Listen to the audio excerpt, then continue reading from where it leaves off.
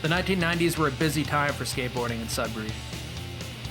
Street skating evolved as boards got more narrow, skate parks began to pop up, and the popularity of skateboarding blew up when punk music and skate video games hit the mainstream.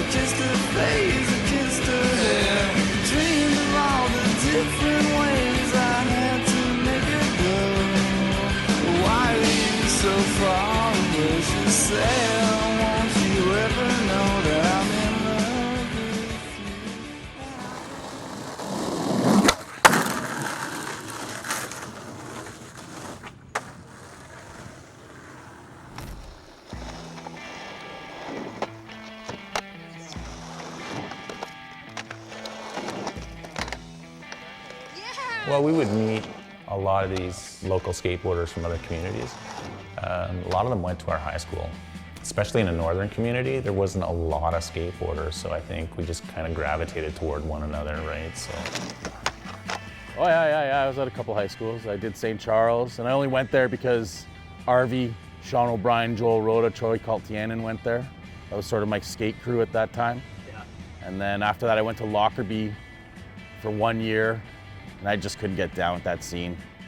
Took the school bus to St. Charles, and I'll never forget, there was a couple of guys on the bus that always sat in the back and stuff, and you know, you would get, I guess, christened on the bus by getting a wedgie. But I knew some of those dudes, so they sort of left me alone, which is kind of cool, but they still razzed me all the time because I'd bring my skateboard, because I would go skate in recess, just crack some ollies or learn how to crack some ollies in the parking lot and stuff.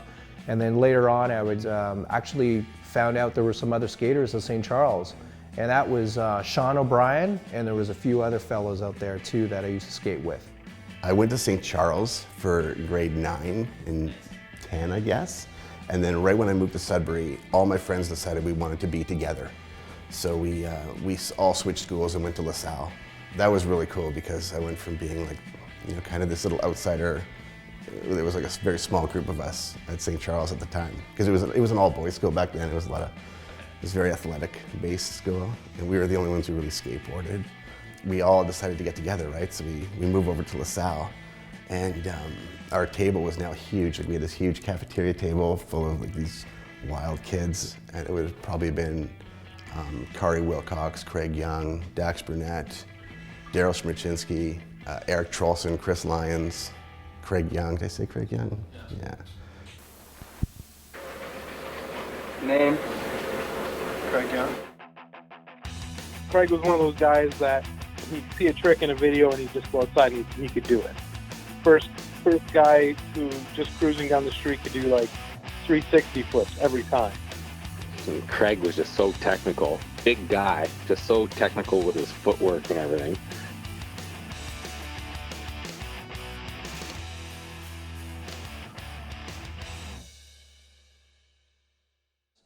But then there was there was roller country. I don't think a lot of people know about that. It was like, sort of like right here. This is it. We're on Notre Dame and we're at the old roller country spot. It was an indoor roller skating place that had existed for I don't know how long, but somewhere around 88, 89, it closed. And Eric Trolson somehow found a way to get in, and from there, my crew, the new Sudbury crew, we would sneak in and we started converting it into our own skateboard park. I remember when we found that place, it was like freedom. And it was a dead of winter. There's like freaking 5-foot snowbanks, cold as hell, but you had a place to just hop on your board and just rip it as fast as you wanted to. Man, that was like our winter spot. We built a whole skate park in there. Like there was a handrail coming out of the DJ booth. I remember Darryl slid that. We used to even sleep over in there. Yeah, we would tell all our parents that we're going to sleep. I'm sleeping at Mark's. Mark's like, I'm sleeping at Darryl's, and we all pack up a bunch of food. On the weekends, like I said, I told my mom I was staying at your place, you told your mom you were staying at my place, and yet we're staying at roller country, so. Fucking insane shit went down in there, man, because we figured out how to work the lights and how to work everything in there. We had everything from quarter pipes, launch ramps, slider bars. We had a big long thing that was covered in shag carpet that would board slide like crazy.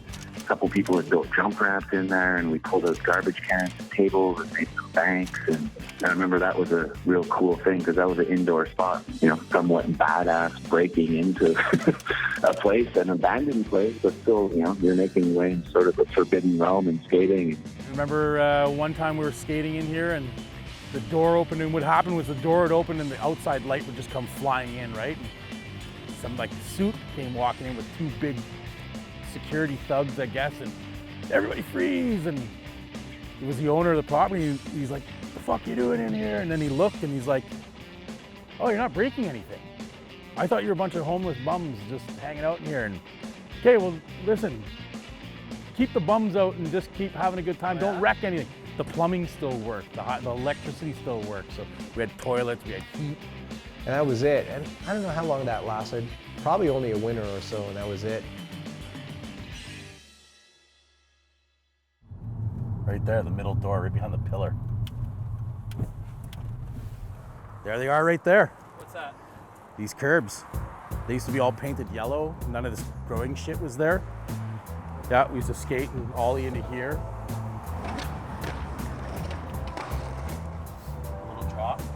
But you'd walk down here and it was just like Spanish style arches with windows in them.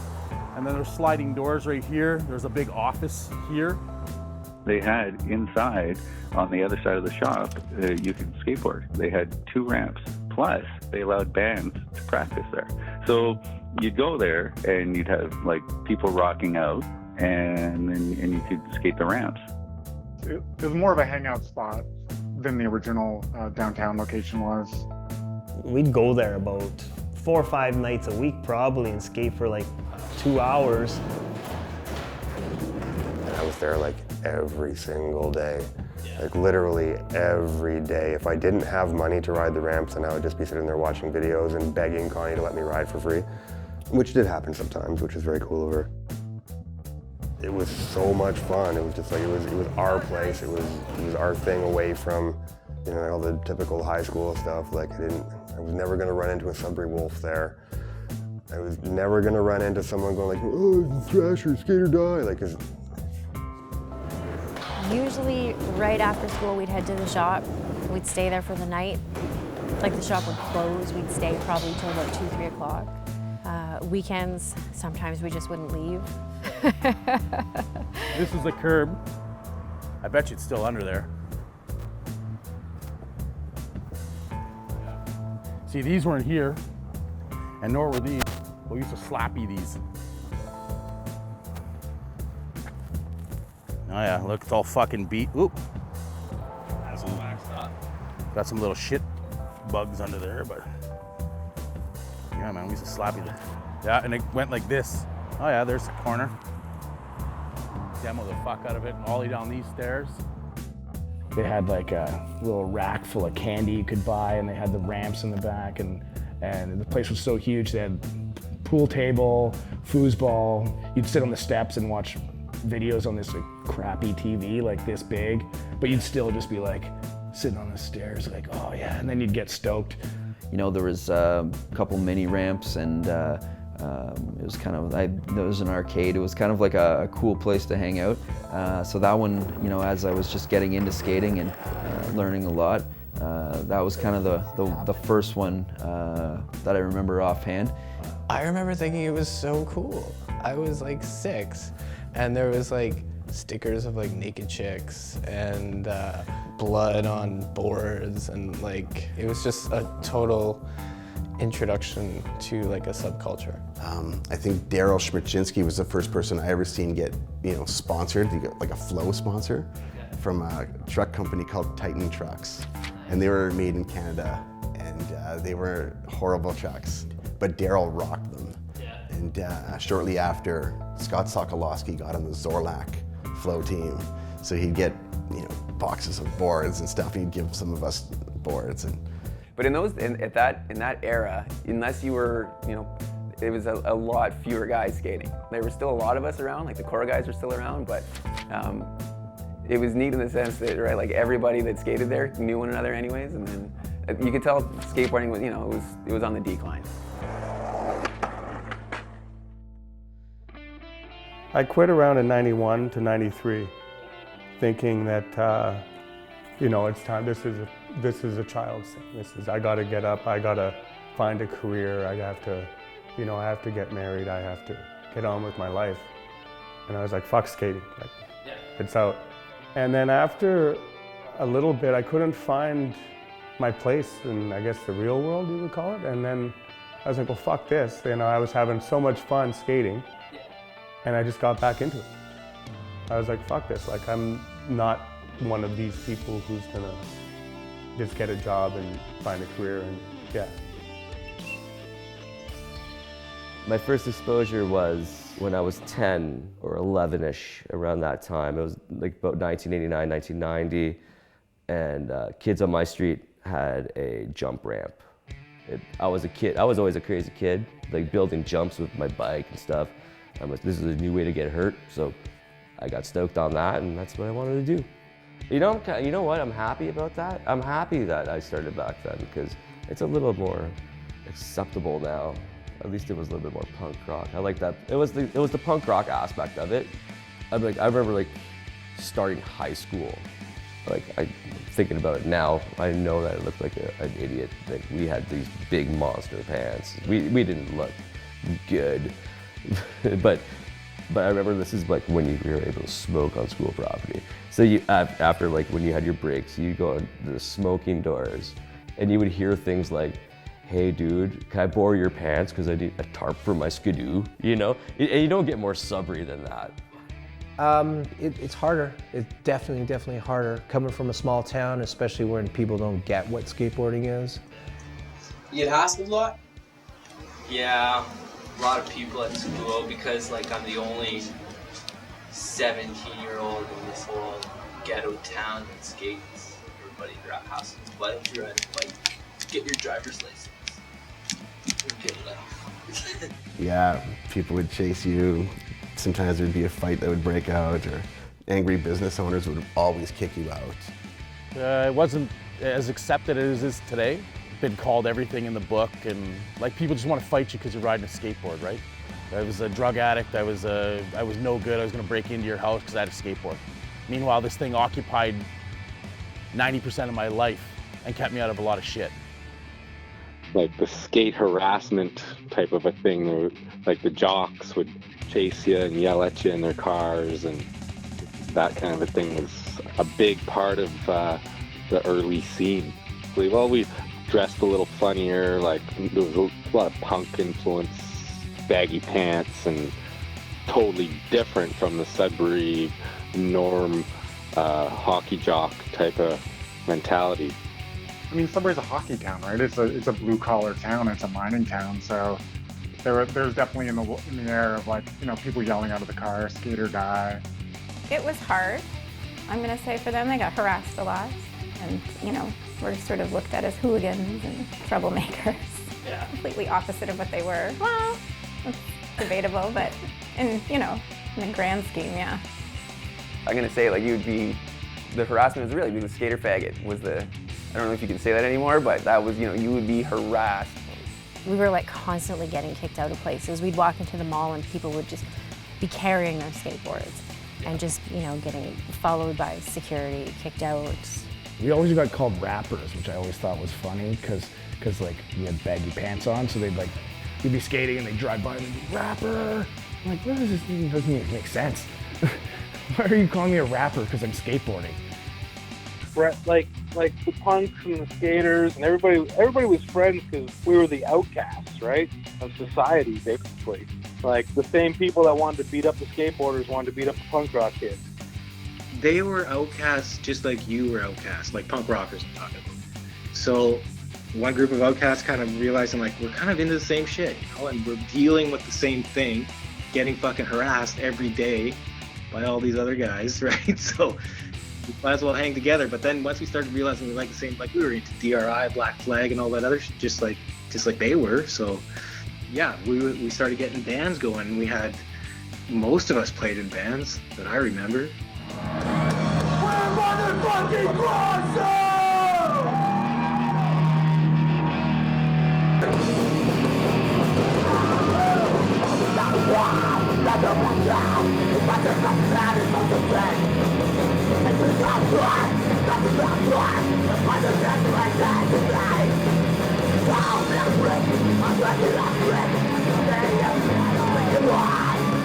There was something going on between all of us, this energy, and I don't think anyone can ever describe it unless you were there living the moment, because nothing else mattered. What mattered was us, the music, and the skating, and that's all we did.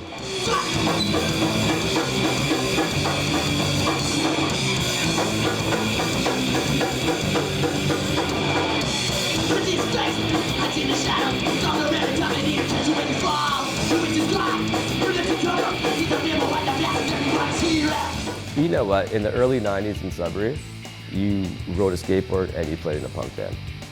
That was pretty much it, dude. And that's what you did.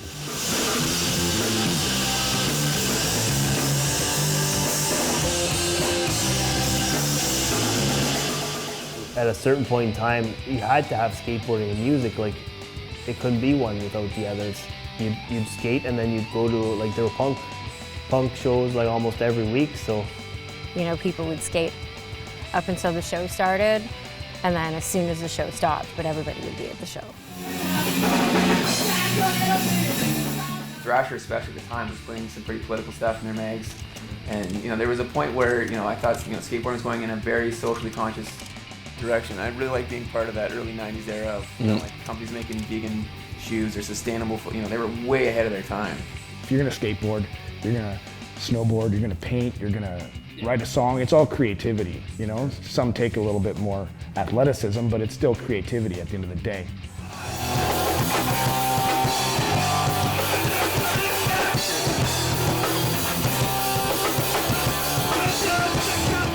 But yeah, definitely, there's definitely a link, especially in my eyes, between skateboarding and punk rock music. So you think of like some of the skaters back then, Rob Polifroni, Little John, even the Group 9 guys played in bands. So like One Shot, the Group 9 guys had a band named Ruckus. Kevin Fraser played in Pinstriped. And that's just a few that I'm naming off the top of my head. There were at least probably 20 bands within our group. Some of us were in more than one band. So we kind of started this thing called the BNHC, which was the Big Nickel Hardcore. And it was anybody who was, a hardcore band or a punk rock band or a hardcore punk rock band. In Sudbury, we were kind of a collective, and we quickly, I would say, started a really cool music scene in Sudbury.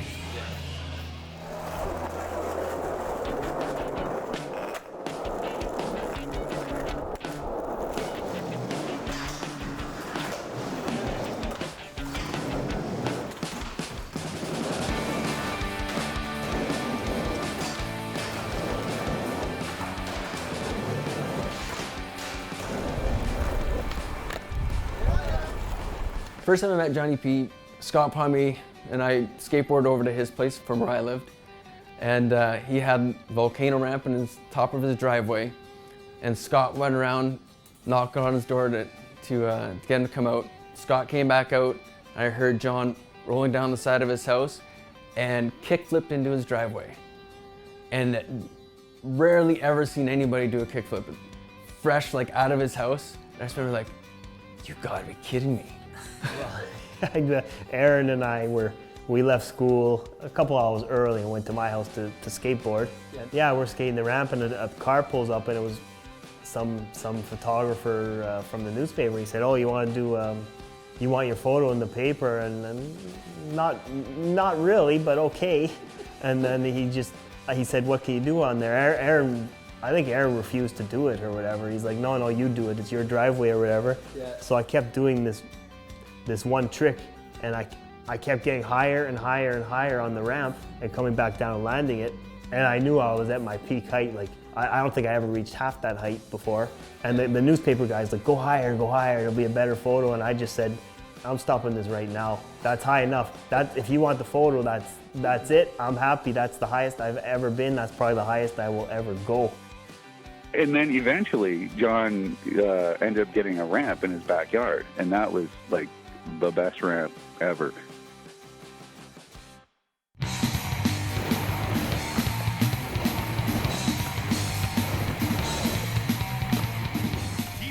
It starts out with the 2 or 3 friends that you actually told about it coming over, and then you let all your other friends in on it, and it became like a scene in my backyard.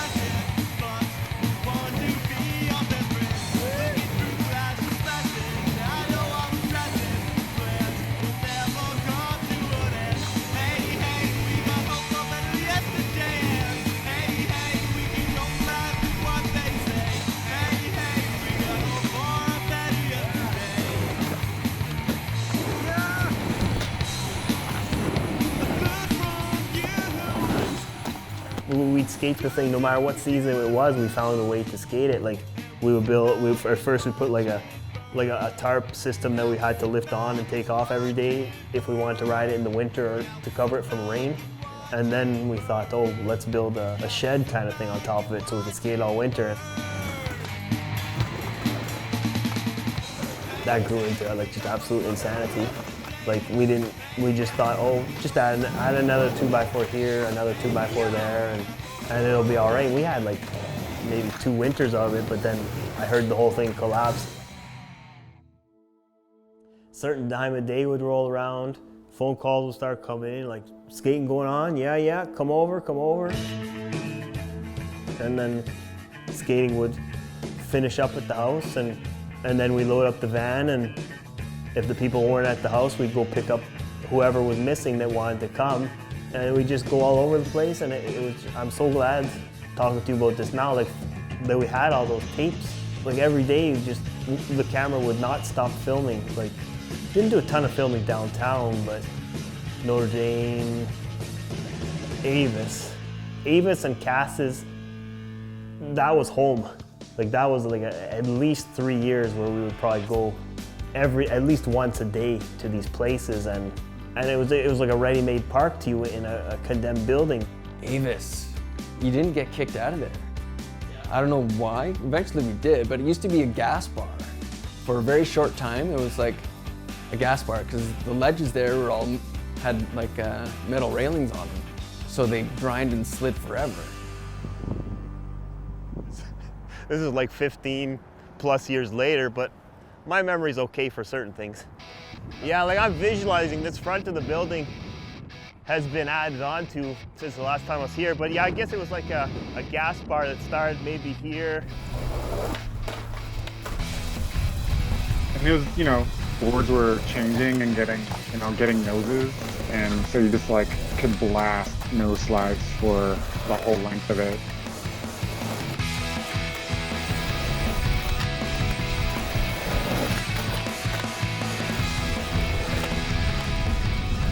I can see it here though. Just coming really fast, doing some grinds on it.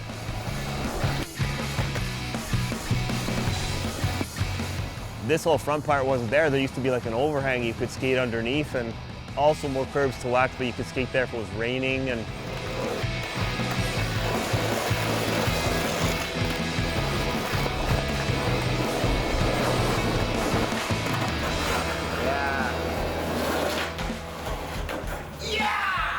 Avis was probably my favorite spot because, again, it was a no-bus place. They were big for the time. They were like 6 feet tall, just dead drops, and people like Kari Wilcox and Scott Sokoloski were kind of crushing those. Kari Wilcox was a huge gap. He was the gap guy. Yeah, I like throwing myself off stuff. Yeah. It's fun. It hurts, but it's fun when you make it. the last time I was here was probably like 15 years ago or more, and I swear, well, I'm thinking from the perspective of a little kid, I swear that this was like way up here. I think the very first person I ever saw do it was when we filmed Scott Paul made like straight up ollie down it.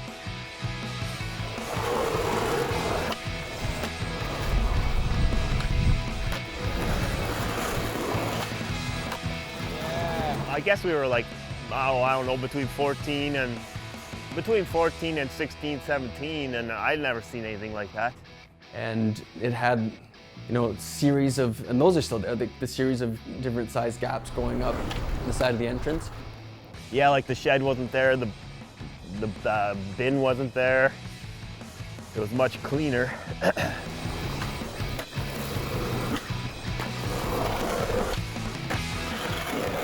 My memory's coming back, like Zenha was just up there, just as good as Scott doing ollies. I think Zenha did like ollie sort of like, and would kick his front foot out, do ollie 1 foot or kick out or whatever it's called. Yeah. And I think he would do like backside grabs. Zenha just had such a great style, like everything looked so, I don't want to say no effort, but just like he knew what he was doing. Well, from here to here and there to the bottom, it was black with wax.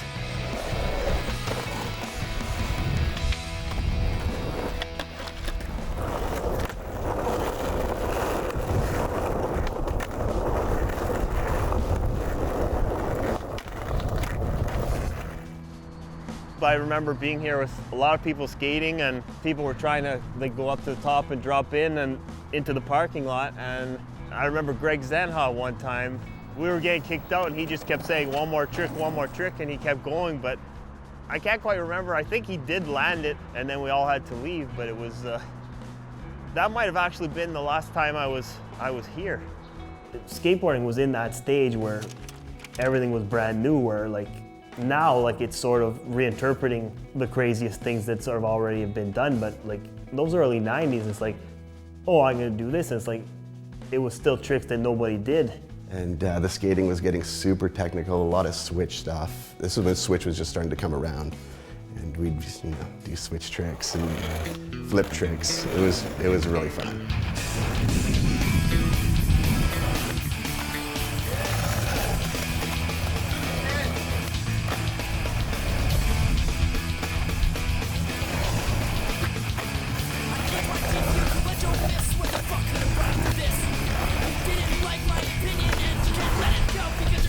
And then I think shortly after that, Connie moved her shop back downtown to Elm Street.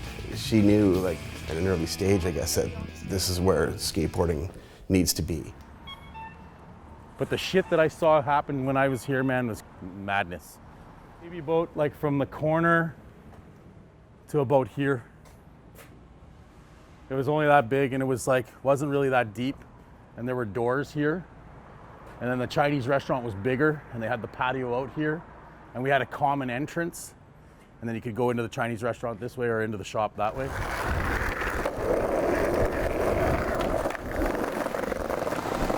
No win-win.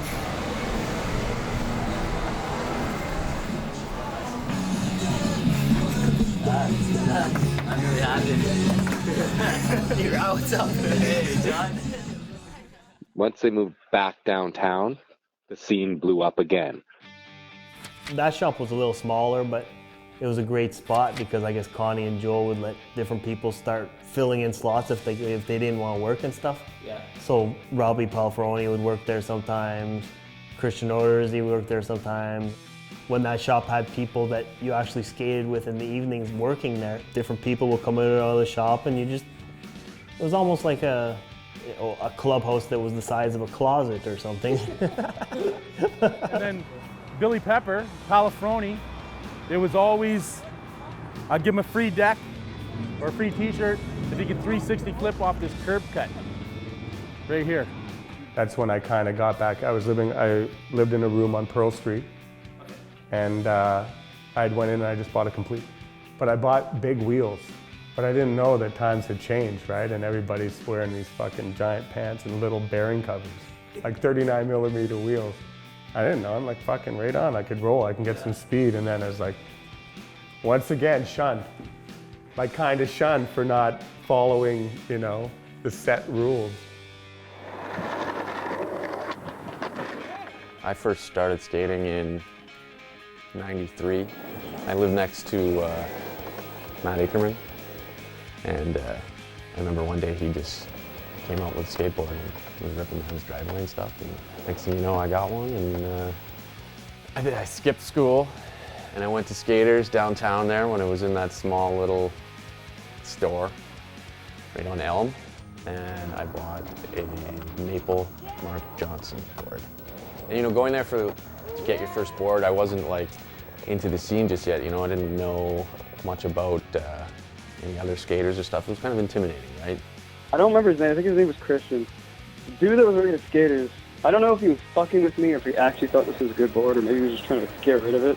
But it was a Simon Woodstock board. It was like the red graphic on the bottom. It's like a little Snoopy Woodstock, that little yellow bird. And it had this tiny tail and this massive nose. And this board was terrible. But yeah, that was my first board. I skated that all summer too because I didn't have any money. I remember being nervous going in there. I remember going there, I was young, right? I mean, probably 12 or 13, so I went there, my mom brought me there, and I was already embarrassed because I was going into the shop with my mom. Because that's not cool, right? I saved up and I went and bought it. I bought a complete, it was my complete set. It was, I think, team board. I think it was Thunder trucks and Spitfire wheels. Skadurz was like a little hole in the wall there in the mall. It was like this tiny little shop. Yeah, I remember going to Skadurz Pro when it was on Elm Street, where I got my first skateboard. And I remember it taking me so long there, asking so many questions because I wanted to have just the right thing. It didn't occur to me that I sucked and it was my first board and it didn't matter what I got. I remember walking in there for the very first time, and it was just like another world. It was like walking into another world, to me anyways. It wasn't big, it was like the size of a closet basically. I remember there being like 4 decks or something, and a couple VHS tapes and some, you know, wheels. Not a lot of inventory, but excellent service. Like, I remember right off the bat, Connie and Joel being super helpful, and I learned a lot from them.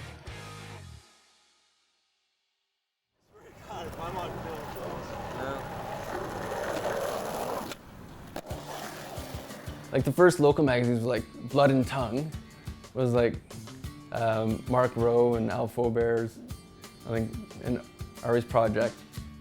Have you heard about the Blood and Tongue? Has anyone talked about that? Yeah. Okay. So that was, yeah, that was a good local zine. Yeah. And I remember the first issue, I think it had a picture of a photocopy of the Blood and Tongue that they purchased at the grocery store, and you could buy it at the skate shop. And That was just something we did out of fucking sheer boredom. We just threw something together. We got the name from a supermarket. I think Food City was in the mall over here. And it was just like, we ordered like $1 worth of Blood and Tongue just so we can use that barcode for the cover. But I think folks had a lot to do with that, and contributing folks were like, I can't even remember, I think sort of everyone hanging around the Skadurz Pro shop, which was downtown at the city center, all had some sort of influence on it. Oh yeah, we laid it out. We had our pages and we, you know, actually cut and paste, like real cut and paste, physically. And then we brought them to, my mom was working up the street at a recovery home and just used their photocopier. Made some copies, sold. Connie actually put them in the case at Skadurz and was selling them for us. There was some skating in there. There was some stuff about road trips. There was some fucking funny shit in there. We made like 2 issues. We would just take pictures and then we used the photocopier and all that shit and put it all together. We sold them at the shop for $1 a piece. And then people bought them, man. Man, because that's when the scene, that was when we had a rad scene going. We had everything we needed right in that whole city center area. We had the shop, and then you'd go around the corner. Channel Creek was there. There'd be nights where there'd be like fucking 50 people down there, man, skating, partying, whatever. It was a gathering. You got to see everything from people pulling tricks to fucking drug deals gone wrong to all sorts of shit here, man. Yeah, that was the go-to spot, man. That was like, you can always go there and you know that someone's gonna be there. Not necessarily skating, but just hanging out. It wasn't in a high traffic area, and people didn't park there at night. You know, after business hours, you'd skate it, and it wasn't monitored or anything, and so it was sort of our spot. You'd show up there, and it was like a party on like Friday night. It was like this huge party. You got like people who didn't skateboard just hanging out, watching, and just being there, and you know, having fun, and just you just ride. And it was just kind of the spot, right? It was like out in the open and lots of space. It just kind of became like the congregating site. The divide between the city center property and the creek, there was one of those steel barriers, and that would just be like lined up with people every night. Everything was just really, really tight at that point. Everybody was friends, and then you've got, of course, the little kicker, and you hit it, and you just, you know, doing tricks, and you're just popping and just flying, because there's nothing better than like hitting it and then just being up in the air and just like that moment in the air, free, and you're just like, and on top of that, then you have people and just going crazy, you know, like, oh, that's awesome, and you're just like, yeah, you know, it was so much fun. It was such a good time. Every once in a while, we would put a shopping cart by the bump of the creek, and this one dude ollied over it, but he was rolling up the windows, and he fell, and the cart fell, and I thought he broke his back. Like, he just fucking slammed on it, going, oh. You start from the alleyway behind the, what's it called, the Grand, and you would get all your speed, and you would launch all these off the bank. That was what you did at the creek. So I remember one day filming with Brian Johnson behind the Burger King close to the city center downtown, and there was a little hip that you could launch off of, and the amount of pop you got off of that thing was just unbelievable, like doing grabs, melon grabs over shopping carts like it was nothing.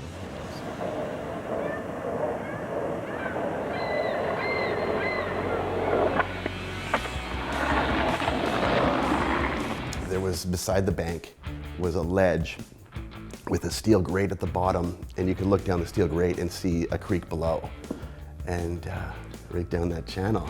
And so eventually it became known as Channel Creek. It was the hot spot in Sudbury, where everything was really close together. You had gaps and stairs and handrails and ledges and marble benches and fire hydrants. There was everything you wanted to skate as a street skater was in that like 1 block radius. It was perfect. Like, you wake up, you grab a bite to eat, you see what everybody's doing. You wait till about dusk, you go to the creek, you skate. You go like a 2-second walk to the jam spot, and you just, whoever's there at the creek, you're playing music with. And the townhouse too. That was our other spot. Scott worked there, he got me a job there. So we would just, you know, between the creek, the jam spot, and the townhouse, your day's full. You know. So where was the big set of stairs? Fuck, right there. And it had a picture. It had a statue of Jesus. And Darryl, the first time I seen him, pop off. But I remember watching Darryl trying to do that set, like ollie down that, and that was impressive.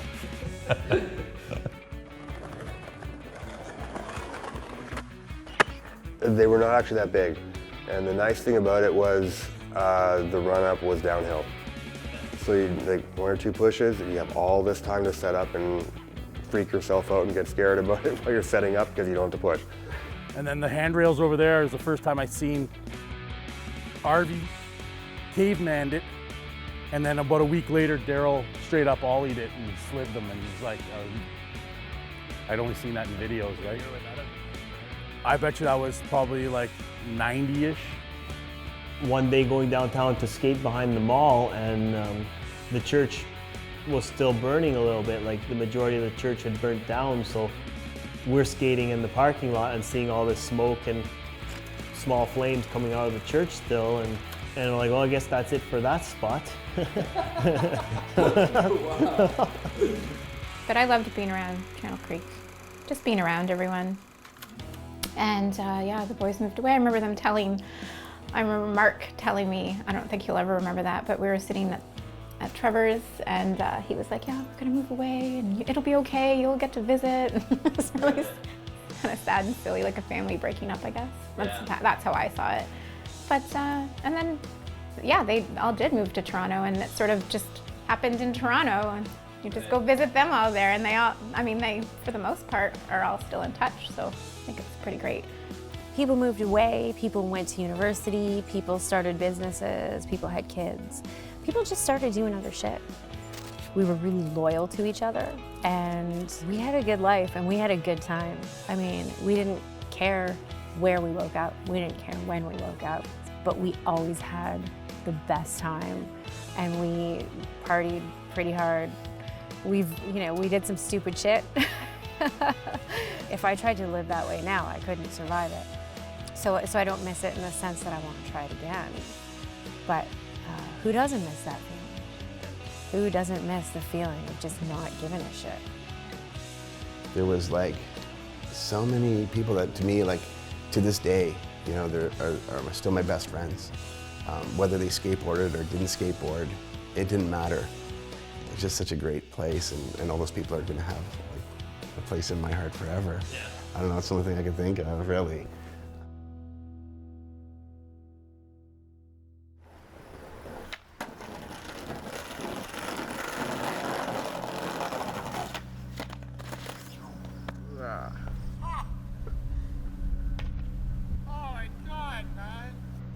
One day, I woke up, and my right eye, it felt like a steamy window that you couldn't wipe clear. And then my left eye was perfect for another year. And then exactly a year later, the same process happened to that eye. Over a 2-year period, I mean, I could still drive for 1 year, but then it just got to a point where you knew you had to stop driving, and you had to adjust different things. Like, well, because my condition was so rare at the age it was diagnosed, you don't realize how severe it is when something you're diagnosed with, less than 500 people in the world have. You get to points where your mind starts going and trying to say like your vision's too bad, or you know, things that don't matter, like you're too old to do it, or you try and convince yourself to quit. And there was like a year or two where I tried to convince myself to stop. You're only allowed so many, well, not allowed, but there are only so many things in your life that make sense, and I learned how to adapt over time, or maybe all these years later, I'm just now starting to figure out what's going on and all that. And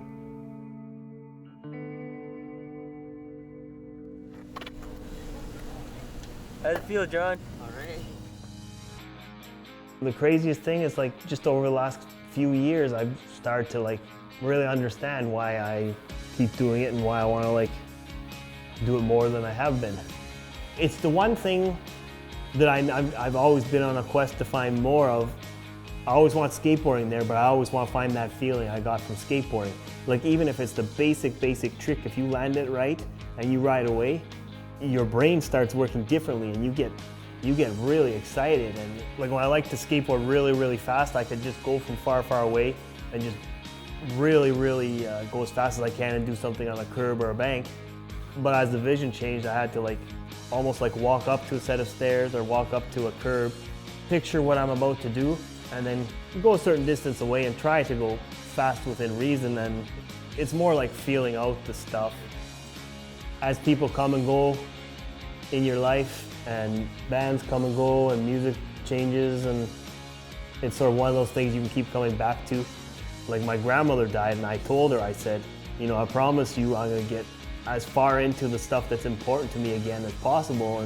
And from there, I just convinced myself to start skating a couple times a week again. And I never wanted to be like a nostalgia person. So when I go skateboarding, it's always trying to like do the old tricks in a new way, or try and do a trick you haven't done in a long time. Or sometimes when you think your vision is too bad, or when you think you're just a grump who's mad at the world, and you can land a trick, and even if you're by yourself, you'll get excited, like, yeah.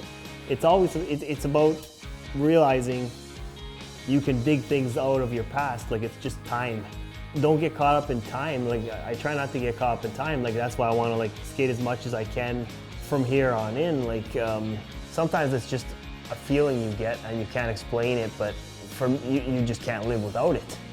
The hardest thing, like the brain tells you to quit because of your physical ability or your age or your physical health and all that. It's just, a lot of it has to do with just finding a way to tell your brain to be quiet. Okay, shut up, man.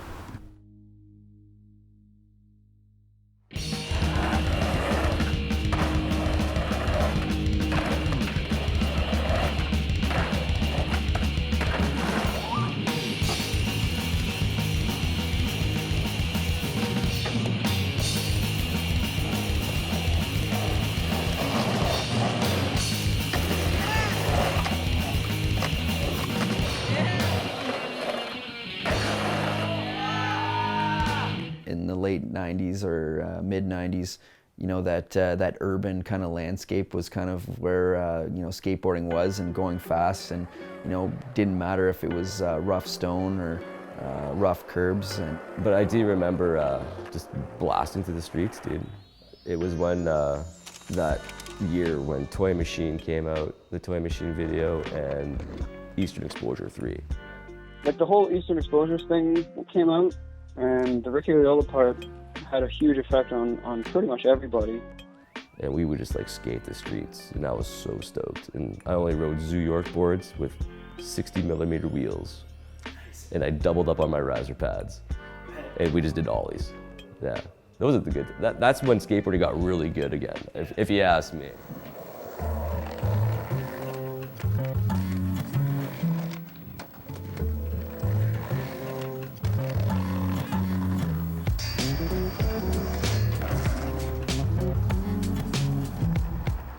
My first memory of skateboarding was probably, I would say probably 7 or 8 years old. You know, just horsing around with a couple Dominion skateboards in my parents' basement with my brother. And I would probably say like 87, 88, like pretty early on. But, you know, didn't get my first skateboard till like my first pro skateboard till I was like, you know, 9 or 10 years old. So, you know, it's weird, even at a young age, I was really kind of into like the subculture kind of, you know, I want to be a little bit different. I was athletic, I played hockey, I played sports, but there was just something different with skateboarding and you know, the fashion, the I don't give a fuck factor about skateboarding. I was like, this is something I need to do. You know, where kind of things kind of really took off was like grade 8. Got my first, you know, kind of a more new school style deck, and started watching videos and getting into skateboarding with a couple friends. So.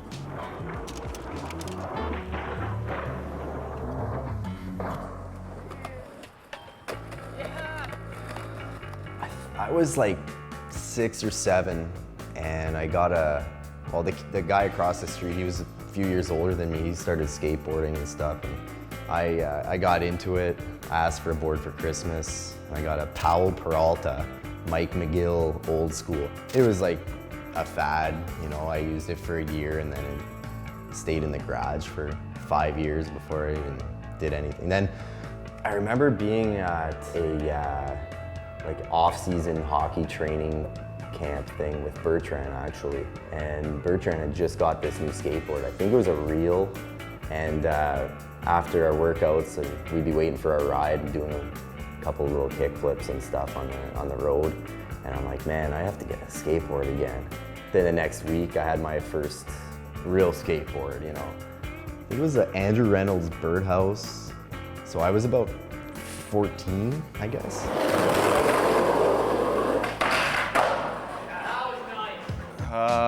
The neighborhood I grew up in was lots of kids around there, and I remember there was a couple kids, Trevor Hume being one of them, and a couple other guys that would be cruising around past my house with a skateboard. And I'd see them skateboarding, and I'd talk to them, and you know, hop on their board, and they'd be doing kickflips or trying to do kickflips and stuff, and I was just like amazed. I wanted to do that, right?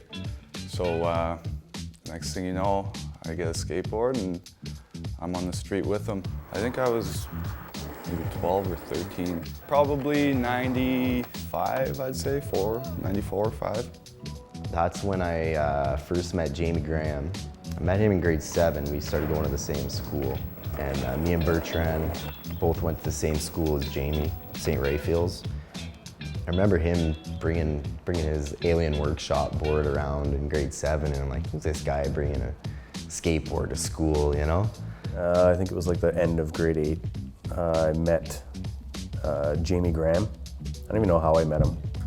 I used to terrorize him actually in school, him and Dennis Potts, when I went through like this punk era. But anyways, yeah, Jamie Graham, Dennis Potts, when I met them, they were already into skateboarding. And yeah, we just became buddies, and obviously I was, you know, intrigued by skateboarding, so I picked up a skateboard and practiced after class in the bottom of the parking lot at St. Raphael's. But skateboarding wasn't cool like it is now, right? It was, you know, even at the school, I mean, there might have been 3 or 4 of us that skateboarded. I think we all kind of started around the same time. So Matt kind of got into it before me, but then there was Pat Arsenault, who lived on Lansing. Kevin got into it, Kevin Fraser, Bob and Brad, Bertrand. We all kind of got into it at the same time, from what I recall. At the very beginning, was Bertrand. And then I started kind of branching off. Like Bertrand started skating with Rome and Akerman and the boys more. I started skating with probably Jamie Graham and Keo and that group, as well as Greg Zenha and Dan Sherman and those boys. So I was kind of bouncing. I was all over, man. I just wanted to skate. Whoever was gonna skate, I'd be skating with. Grade 6, that's when I really started to skate. I started in grade 5 and then I went to Nesbitt. And these like grade 8 skaters would like tease me and kind of pick on me. Like, oh, you think you skate, blah, blah, blah. But then I remember I went skating with them and I was better than them. And then they like started, like, we didn't have any money, so they started like giving me like their old clothes, like New Deal sweaters and stuff, and I was like pretty psyched on that. I started skating and continued to skate with the same people the whole time, except just like new people. Like I met Kyle Levac in grade 10 because he moved 2 blocks from where I lived. And I remember he was outside of my house and I didn't know him, and he had taken all of my dad's leaves out of the garbage bag and spread them on the sidewalk, and was going as fast as he could and doing 4-wheel slides. And I came out with my board and was like, oh shit, I skate too. And he's like, oh man, try these 4-wheel slides with me. It's so much fun. And I like ate shit because I tried going as fast as he was going, because he always skated super fast. And then I remember he was like, okay, well, it was nice to meet you, but I gotta go. There's this show that just started called That 70s Show, and it's really good. Yeah, I mean, guys that I would look up to, obviously Brian Johnson was a huge influence on my skating. And before that, you know, even being guys like Rob Palfaroni, worked at Skadurz Pro, you know, just had the sickest flow and 3 flips. Had the opportunity to skate with, you know, Phobes and guys like that when I was younger. You wanted to be those guys that are, you know, 3, 4, or 5 years older than you. You know, the list goes on. Aaron Van Horn, you know, Johnny P, the Joblins, like just guys like that, you know, really kind of like pushed things and made you want to skate harder. Yeah, there was a few of them for sure. There was, you know, Brian Johnson was obviously a big one. John Allaire was a guy that kind of showed up, and, you know, he teared it up a lot. Curtis Karp, the Carps, Shea and Ken Galbraith and all those guys. They were like the older guys, right? So there was always like the generation ahead of you, right? There was always a group of guys a couple of years ahead, like in grade 10 or 11 or whatever, and they were skating, and I was like, you know, those guys are super cool. And at the time, Darryl Bobbie, he was skating with those guys. Although he was my age, he was always hanging out with them. This is like Matt Latreille, Ken and Jay Galbraith, you know, Tyler Thomas, that crew.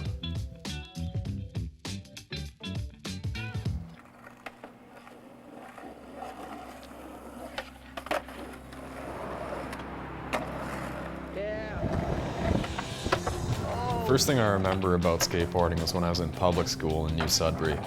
And I would have been about 12 years old or so, and it would have been kids a year or two older than me who skateboarded in the school, like Greg Zenha, Dan Sherman, Chris Gagnon as well. And it wasn't just about the skateboarding itself, it was about the subculture that they belonged to in Sudbury. They had kind of a punk skater scene that was cool that I wasn't really up on, and I felt like that's what I wanted to be. So then I started skateboarding when I was about 12 years old or so, maybe it was 6th grade. I think, I'm trying to remember who I skateboarded with first. It was probably your brother, Justin Toss, when we were in 6th grade. He had a skateboard as well. I think we both got them around the same time. It was probably your brother who got it first. He was usually a little bit more ahead of me on those things. I remember some of the older guys when I was in my mid-teens or so, people I didn't know but would see around Sudbury skateboarding and would hear about. Brian Johnson, a guy named Steve Van Allen, Rob Palaferoni. A few other people whose faces I would recognize but whose names I can't think of right now. You know, skateboarding was more than a sport in a sense. It was an attitude that you had. It was the way you dressed. It was, you know, it was a culture in and of itself. There's a whole social aspect to it. I remember skaters facing off against like you know, the jocks or whatever back then. You know, it was a way of life, and that's what attracted me to it.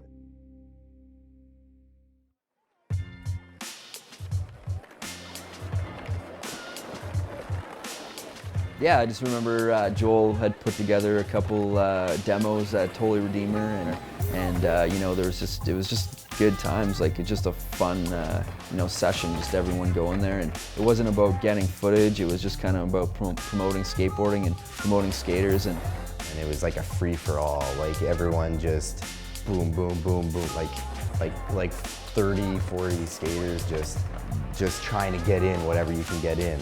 I remember some ramps being set up in the church and skating there, and what I remember the most is that the parking lot wasn't flat. The parking lot was angled, so it was pretty hard to hit the ramps if you were going westbound or northbound. I'm not sure which way it was facing.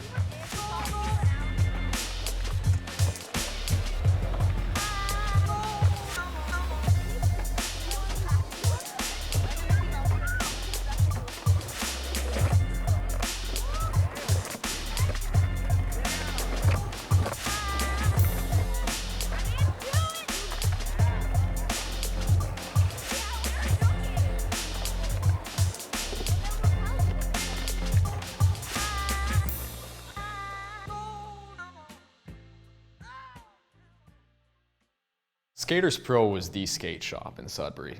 After the Elm Street, they moved to the corner of Lasalle and Barrydown, and I actually worked there for a little while I was in high school part-time.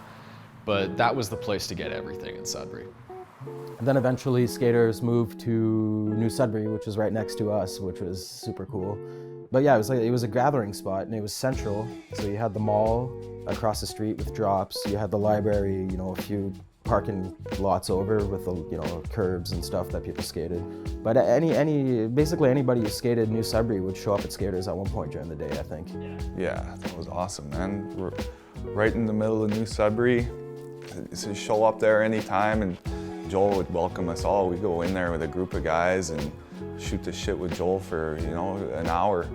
Sometimes longer, you know. Sometimes you just go in there and next thing you know, you're putting grip tape on boards for Joel when kids are coming in, and it was fun, man.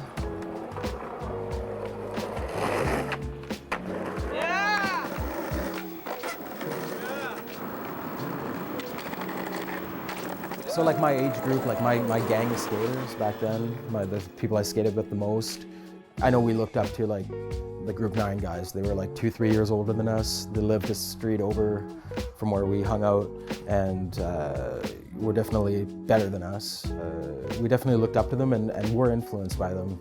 You know, Matt Rome, Bertrand, Darryl Bobbie, Jamie Graham, amazing skater, Mark Gniazdoski, all those guys, Adam Keogh. They're fun. They're fun guys. They're funny. They're party guys. What was that? What was the crew called? And like, what was that all about? The Group 9? At the time, there was like a crew of 9 of us.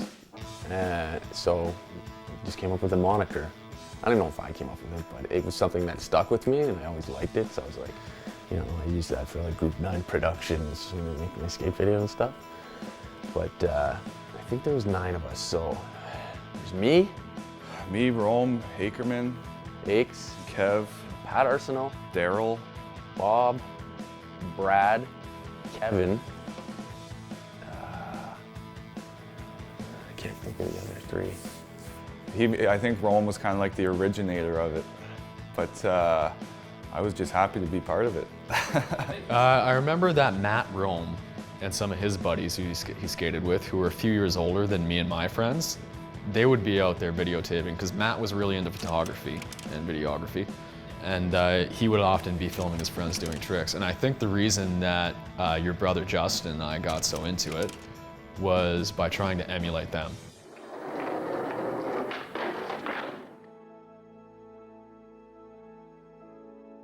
My mom had an old camera that she was like, you know, here, go try it. Went out and trial and error, you know, trying to take good photos. I took a lot of bad ones. I think skateboarding and photography are like hand in hand. It's like, I don't know, it just looks so good. A frozen moment, somebody doing a trick, stopped at the right time is just like beautiful. So I tried to take examples from like Transworld and Thrasher. Like I'd see a photo and I'd be like, okay, how can I kind of do that? Like what did he do to get there? And eventually I started working in a photo lab. Like my parents owned and operated a grocery store and there was a photo lab in there. I started working in the photo lab and there was a guy who was a photographer working there as well. So I would ask him all kinds of questions. Like, okay, I would show him pictures and stuff and be like, how do I do this? What do I have to do to, you know, make the photo look like this? So he kind of guided me and tutored me. And because I worked in the photo lab, you know, I was able to like process all the film and print the photos and pay for it. So, you know, I could see things right away. Nowadays, you know, you get to see your shot right away, but back then shooting film was different. You wouldn't know what you had until you processed it. So when I started, see, M. Douglas Rome. So nice. I totally stole that from Grant Britton, because J. Grant Britton, I was like, I need something different. I didn't want to just be Matt Rome. So yeah, I would leave this on the cash counter and people would flip through it, you know. Oh yeah? Yeah, just people look through. Yeah. This too was one of the first photos I thought was like successful. Obviously, it's not sharp, and yeah, it's probably like March or something. But I remember I captured that and I was like, okay. That's cool. Yeah. Cool.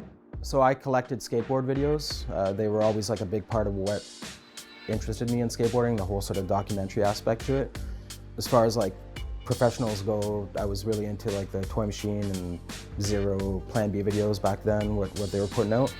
But locally, there was Matt Rome that would put out the Group 9 videos, and there was one called Urban Meltdown, which they followed up, I think, a year or two after with Fear of the Dark. And those definitely influenced me as a videographer a lot. So what I'd do is we'd skate, I'd film whatever all day, and then at the end of the night, I'd go home, I'd watch it, and I would transfer the good clips onto a VHS tape. So that was my process. Fill up a tape, and then transfer the good stuff, and then reuse that tape. In hindsight, obviously, that's not a good idea, because the quality gets crappier and crappier. Yeah. I was lucky enough to, we had a pretty good AV teacher, and he had an editing machine, and it was for 8mm. So after I had all this footage compiled and we were ready to make the video, I transferred it from a VHS back to an 8mm, and then it was time coded, then made the video through the editing machine at high school. And my teacher was really, Mr. McCabe, he was pretty awesome for that. Like he was into it, you know? This is Fear of the Dark, the year being probably 97, 96, 97. Matt Akerman, myself, Kevin Frazier, Matt Rome, and Brad Bertrand, who we were, you know, infamously called Group 9. And yeah, just skating in the city, and then, you know, just throwing some flips together, having a good time, and that's what this is all about. So.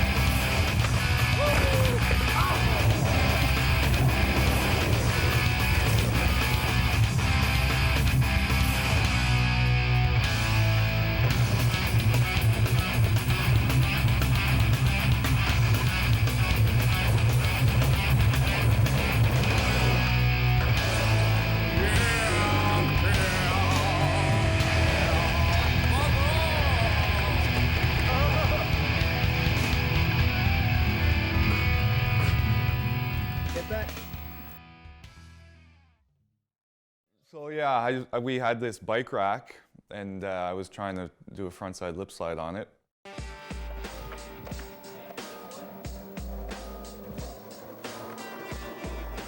Bike rack, it's got like the brace on the bottom, which is metal, right? And it's above the ground. So when I slammed, I came down, you know, kind of on my nuts and my leg, and then my throat slammed on that rail, the brace at the bottom, and like, man, I was out.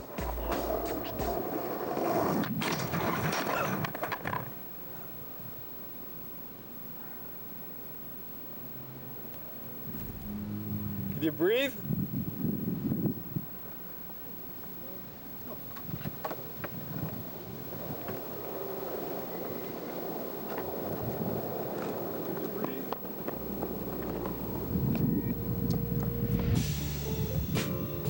And so another summer ends and we have enough footage, we want to make another video. At this time, I was finished high school and Matt was doing his last semester, Ackerman. So I gave him like the tape, the VHS full of all the footage to take to school and have it time coded so we could start the editing process. He left it in his VHS, his VCR at home, and his mom recorded like Regis and Kathy Lee on it. I'm telling you, this guy's fabulous. He really is.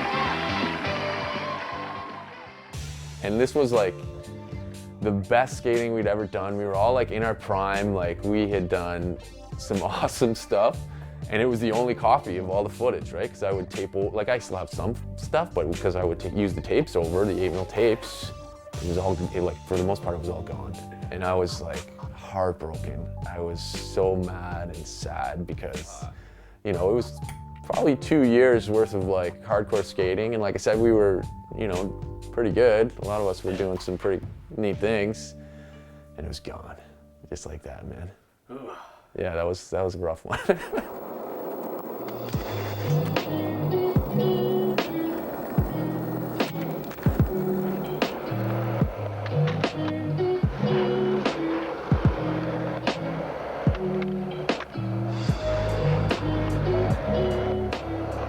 I guess the first skate park was like this hockey rink in New Sudbury.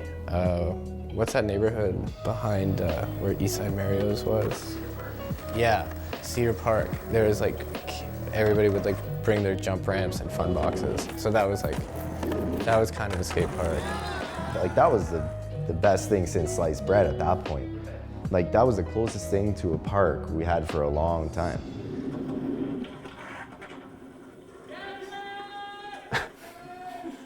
There's some footage, like there's like a ramp to a little flat deck, and then we set up a parking curb, so we're board sliding down it and stuff.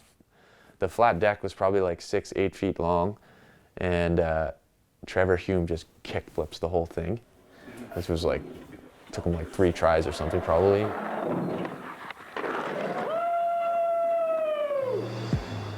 Everybody would just start bringing whatever they built and put it in that little hockey rink there.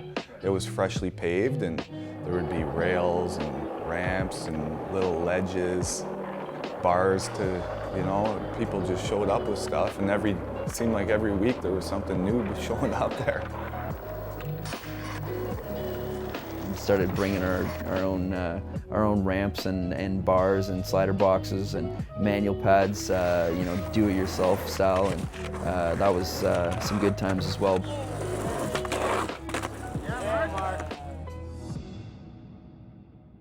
And then finally Ryan Heights happened, which that was unreal.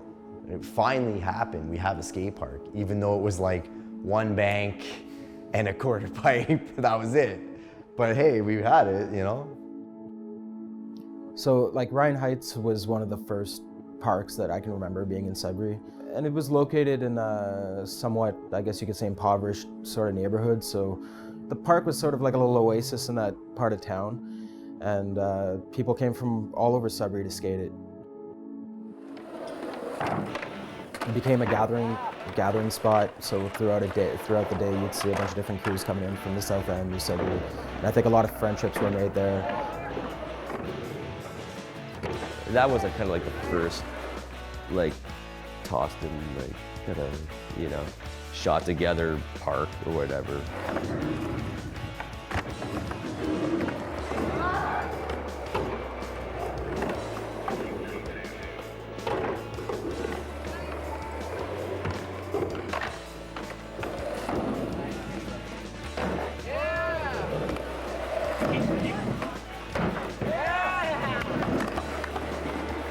We didn't have much back then, right? So whatever we did have, so for us, even people would be building us like real ramps. Like, that was awesome, man. Yeah. That was like a real skate park, which was like, it was not. Like there was like cracks like this big on the way up to the banks, and then on top of it, you're literally like, oh, we're gonna finally give you a skate park in the middle of a housing project where you're completely unwelcome. We got chased out of that place by a group of thugs one day. And I remember the camera was rolling and we were ripping that day, man. We were getting lots of good footage. And all of a sudden, this big group of people drinking would walk out of the bush. You know, it was surrounded by bush there, right? They walk out of the bush and there's probably like 20 of them. It was me, Brad, Jamie, Adam, Aches was there. And I had my cameras and stuff, and I was shooting, but I think there's footage of it in Brad's part. He does like a kickflip and then tail slide, and in the background you can hear this guy yelling. He's like, fucking ballless, fucking pussies. He's just talking shit. He wanted to start a fight. Yeah, fucking ballless.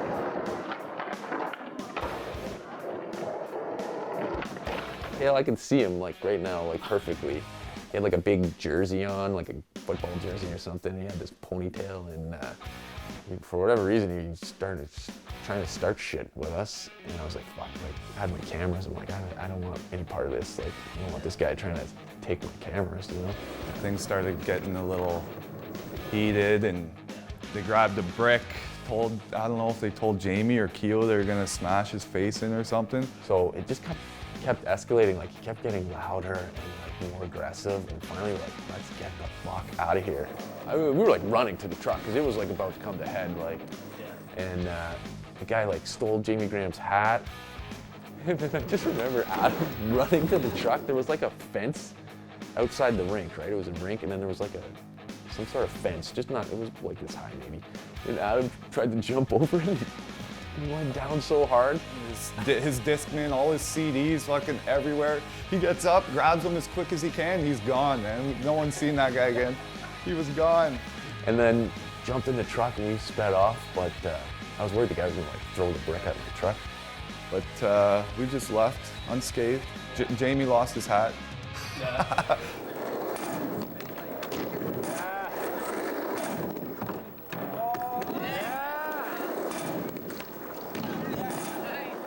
early on it was like asphalt, and then they painted it white, I think, right? Because it would get so hot, I think. Yeah.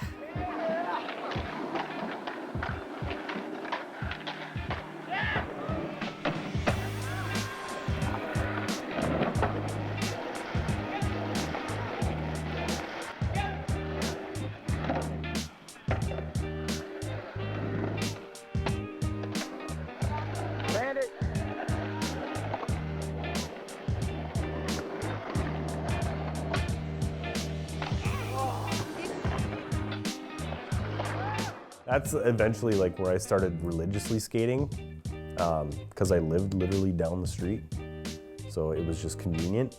And yeah, it was not bad. The guys who maintained the park, like they put in a good solid effort to maintain that thing and keep it on its up to snuff or whatever you want to call it. But and a bunch of us, that was the best. We go to Ryan Heights, and Vince Murphy and Rick, I can't remember his name, ran the skate park at Ryan Heights.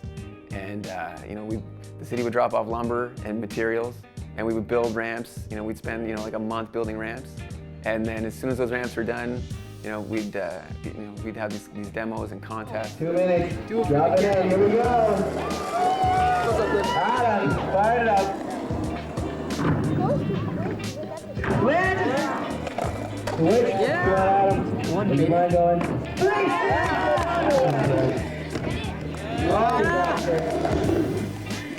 Oh, bigger, go home. Oh, here we go, ladies and gentlemen. Well, I only went into one at, it's called Da Heights, like D-A Heights, Da Heights. But the first one was good. Threads put it on, if you remember Threads. But yeah, the competition was good. It was fun.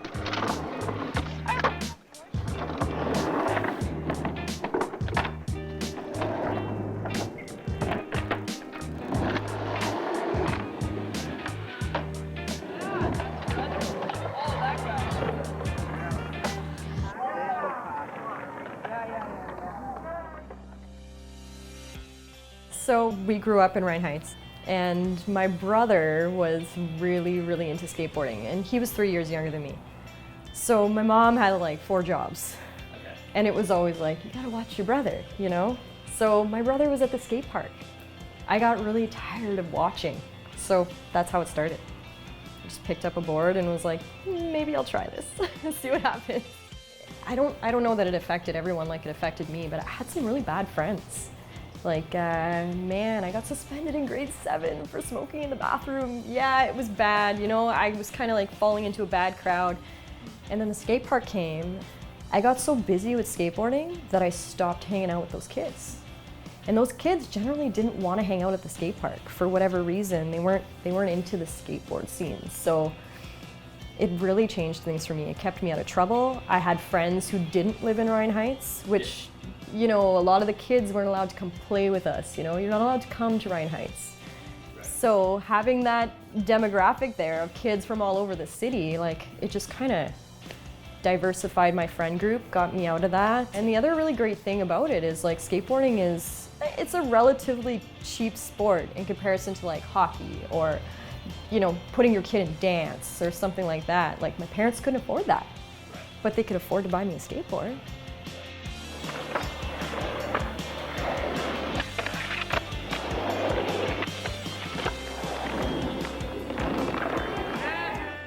There was a guy named Vince. I don't remember his last name for the life of me, but he was so insanely proud of his position there. I guess he was part of the parks committee, and he took it super seriously. He built all of the ramps. He got like some kids from the Heights to help, dads were helping, like anybody who wanted to help could come help, and he was just so proud. I just remember, I think they got featured in I think it was Transworld magazine. Okay. It must have been Transworld. I don't know, I don't remember exactly, but there was like a list of parks, Canadian parks, and then specifically Ontario. Just remember him coming to the skate park that day, and it was like Ryan Heights Skate Park, and he was like, look guys, look at, we made it to a magazine, and he was so proud. And the park really flourished at that time. Just remember him turning the lights on at night and just hanging out on the boards and just watching the kids. And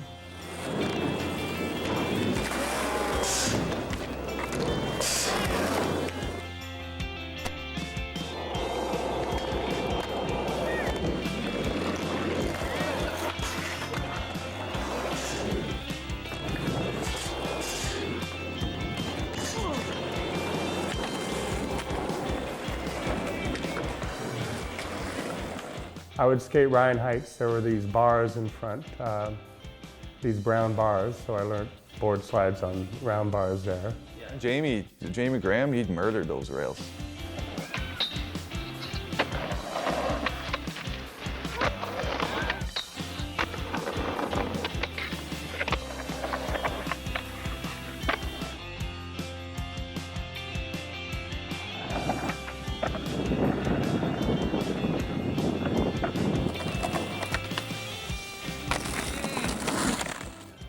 That was a good era. So that's like probably not one of the best neighborhoods to roll through, but that place had such a great scene for the longest time.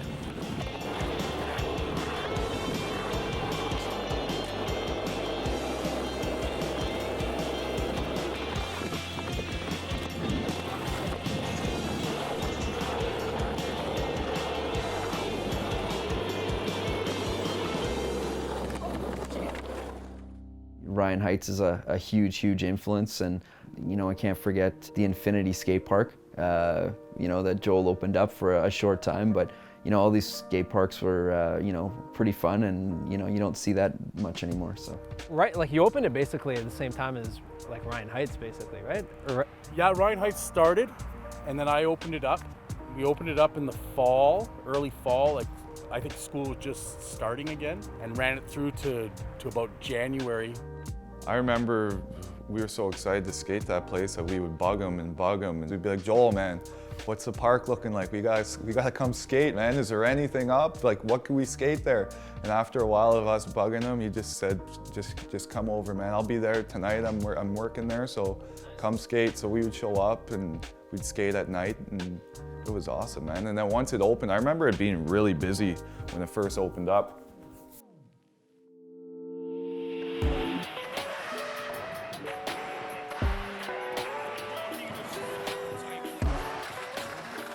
It was a huge undertaking, like a big risk he took, I think, building that, because again, like the Sudbury skate scene was somewhat, you know, small back then. There was some support from some people, but other people would bitch that $10, well, where the fuck can you bring a kid for $10 for a full day? I remember Joel just like letting me skate. I don't remember ever paying. Yeah. Like, I don't know how he made any money. Like, I don't know who he charged. Because it just seemed like, hey, skate. Joel was always really cool about like letting me in, even though I like never had quite enough money. You know, like he could tell that I was like giving him like everything I had. It was like, I have $4.26, you know? Like, and he'd be like, okay, you're good for the day, you know? But I remember being there and skating like all day, showing up in the morning, leaving at the end of the day, and being so exhausted that I could hardly walk home. Park had 66-foot high ceilings in the center. I remember that. I think it was 6,000 square feet. And we had that fucking vert wall at the very far end. That thing was awesome. Brian Johnson, I remember him bomb dropping into it from the top. Mark Rowe came back, and that was a psycho session. I think he was grinding the top. He was doing airs on it, and I think he'd actually dropped in on it. And that fucker had 8 feet of vert. It was 8 feet of transition, 8 feet of vert. It was big.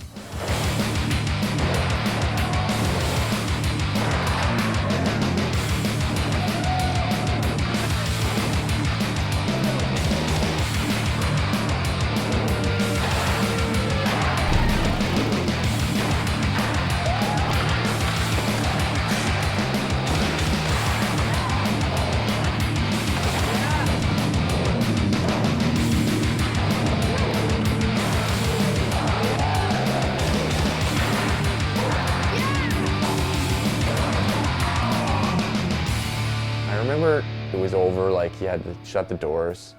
He was having one last sort of session. That same day, the Palmier brothers were in town. So Scott and Andrew were there, and I'd never met them, but obviously you'd heard about them. Like, I knew Scott was into photography, and like, you know, he was getting his stuff published, so it was like crazy. And then obviously Andrew too was doing his drawing thing there. But that was a fun day. I just remember Scott Palmier popping these huge nollie hard flips in the mini ramp. I was like, holy cow, man.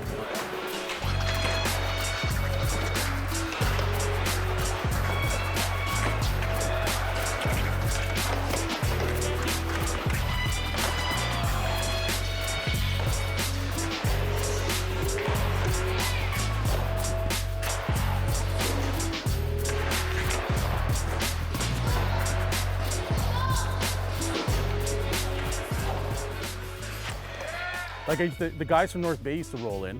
We'd skate and we'd have good sessions, and then I'd leave. And it was like 11 o'clock, 12 o'clock at night. I'd leave and here's keys, I'm going home. And you guys can sleep here or sleep in my house, whatever you want. Like, that was the nice thing about skateboarding is like, met lots of people.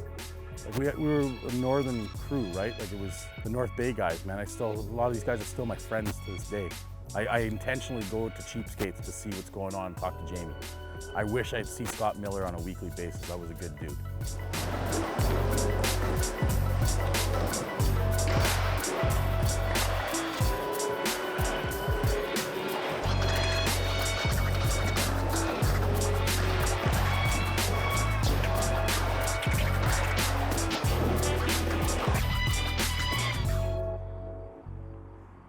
Yeah, funny. What's happening in that photo? On the phone, I'm on the phone. Who's this? I bet you that's Matt Akerman. That was a good crew of dudes, man. I love all those guys. Akerman, Darryl, Brad, Bob, Matt, Carbone, Adam Kehoe.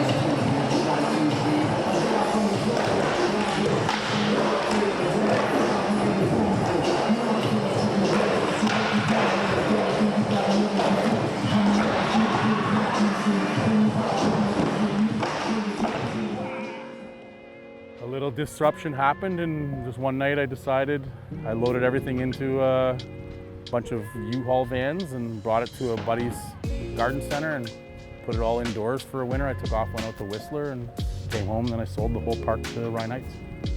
But yeah, it was busy, but it was awesome, man. It was very short-lived, but I remember thinking to myself, like, fuck, this is it, man. This is my new home. Yeah.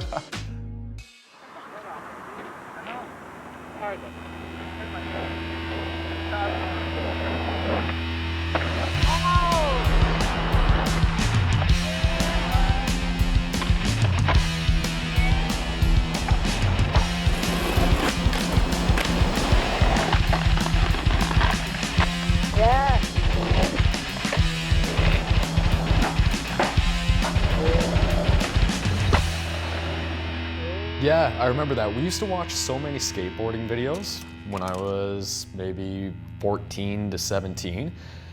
And that was really what got us into filming them so much. That and plus Matt Roman, Matt Akerman, and that circle of friends making their own videos. So that was like all that we did for at least one summer, maybe 2 summers, was collecting footage.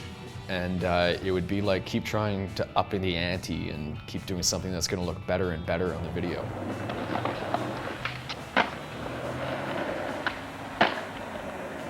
I got to give props to Rome and your brother, because they're really the only guys, as far as I know back then, who actually put something together, did some editing, and actually put together a product.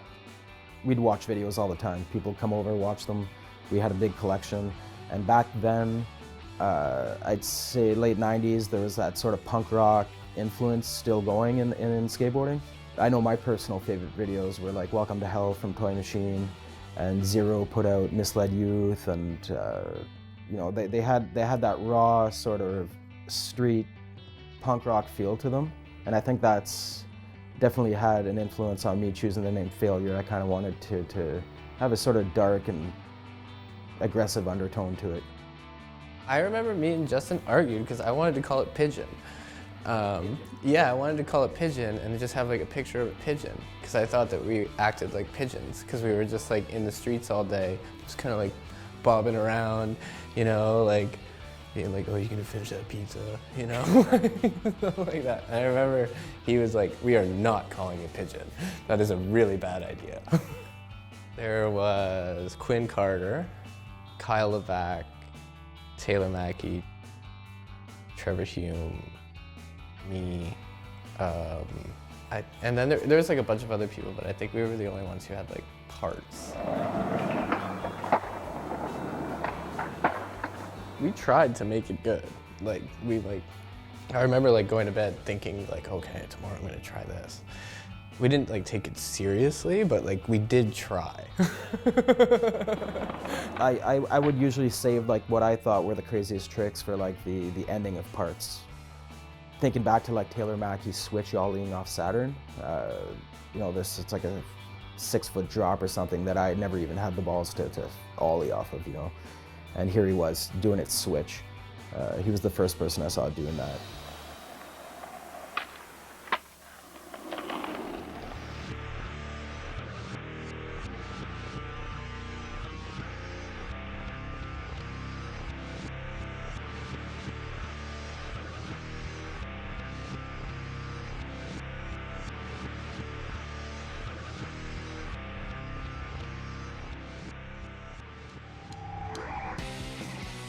Trevor Hume's like the 4 or 5 last tricks in his part, big gaps, sketchy gaps that you had to like roll through pebbles and stuff to get to, and he would usually try them like right off the bat, just full speed ahead, and he'd wipe a lot, but you know, it was entertaining, that's for sure.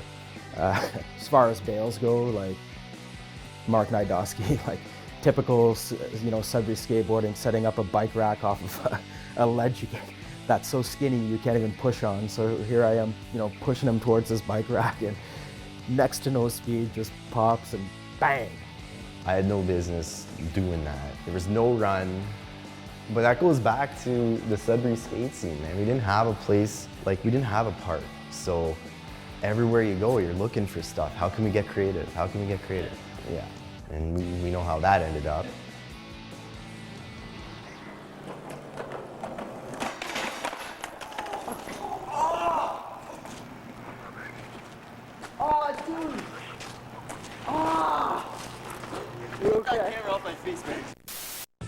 Taylor Maki I skated with a lot.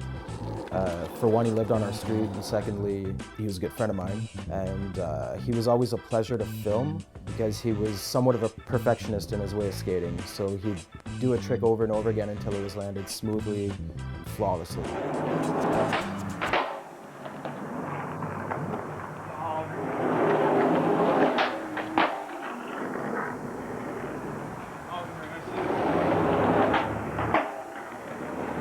That was nice. Filming and editing failure was a super fun experience, definitely a learning curve. Luckily I had pointers given to me by like Matt Rome and other people making videos back then. But basically you had to rig up like 2 VCRs and make sure to press play on one at the right time and record on the other, and you know, get the music over top. It was really fun because like it was just like VCR to VCR, and then a third VCR for music. So crossed. Input, output, output, input. You know, if one cut was 1 millisecond too late or too early, you had to start the whole thing over from the beginning. I remember it being like really hard to not have like a little bit of static between clips and all that shit. You know, it wasn't like today where you're editing on a program and you can easily just make modifications. So it was definitely fun, and I learned a lot, and I didn't know it back then, but it kind of got the wheels in motion for what my career would become one day, which is documenting stuff as a journalist and working in photography. When we made that video, I think that showed some people that like it's okay to film yourself in Sudbury and try to actually like demonstrate your skateboarding. You know?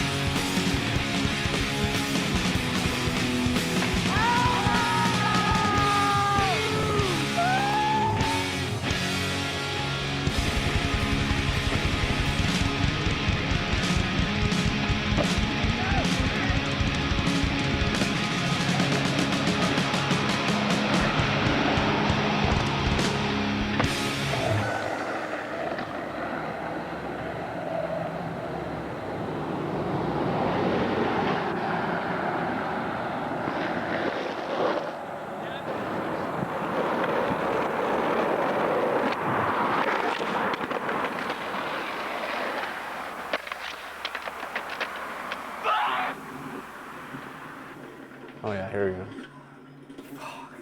Going for it. It looked so big to me back then. But I remember thinking I had to go so fast and ollie so high to clear it. Yeah. And that's what we did. But that's what I love, man. Big gaps like that. Yeah. Even still, when I'm driving around, I'm like, oh, if I was skateboarding, I'd be doing that.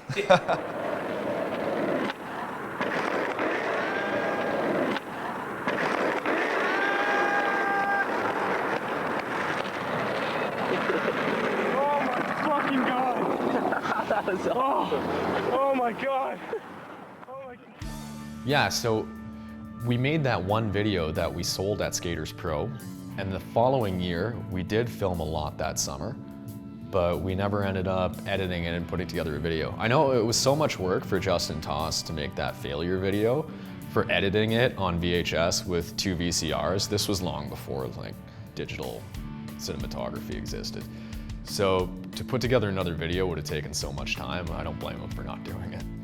I got my first video camera because after failure, most like even Kyle, but mostly Trevor and Taylor were just skating so well that I figured like somebody needs to film this.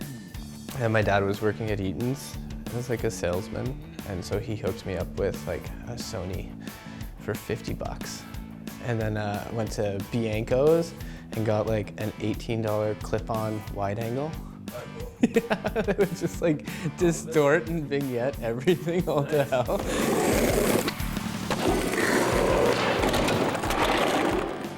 Probably didn't put anything together because that crew broke apart, and I started hanging out with like older skaters or punks from secondary. I think it felt like nobody would care or something. Yeah. Right now. Hey, don't touch me. Don't touch me. There's no fucking cars here. Do you see any cars that could get hit from there to there? What are we doing wrong? You guys want to watch the video?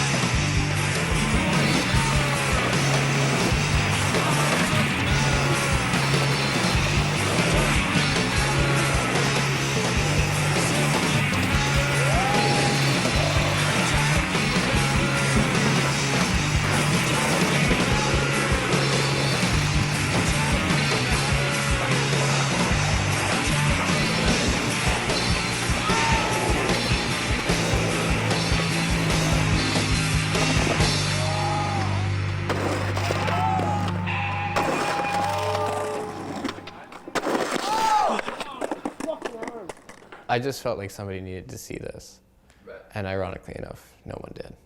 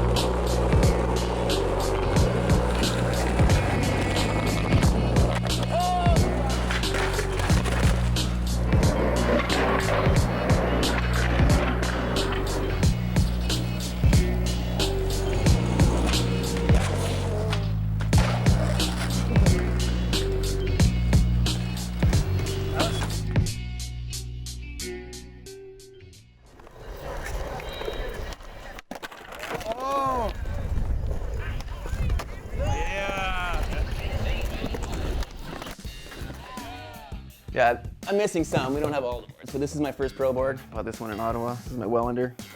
Always loved that graphic. It's got some wear and tear. Yeah, I've seen some, had to regrip the top here with some, love this flypaper. Someday I'll hang them on the wall. I haven't quite got around to that. This is my Steve size. Love this board. It was a mini though, but it's seen some wear and tear. And my Frankie Hill. So bitter when this broke, but this is the first board that I had that really had a tail and a nose. I must have had that sick graphic too, the Vincent Van Gogh.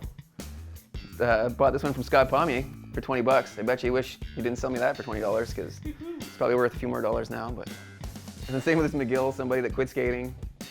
And I was so into skating. As soon as somebody said to me like, "Yeah, I got a board. You want to buy it?" I would buy these boards, and I just wanted to hang them on my wall. Like, Brett and I shared a room growing up, and every ounce of wall space, everything you could possibly cover, had a poster or a skateboard or a sticker, ceiling, wall, dresser. Yeah. Our room was plastered. Like when we had the ramp in the garage, guys would just show up and, you know, we would just slab, you know, boards up on the wall, and people would just show up. And I don't even remember where some of these boards came from now, but.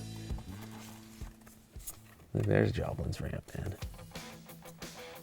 Just as we were starting university, we thought, you know what, it's a great idea if we buy a house and put a ramp in it, and we'll rent it out to skateboarders.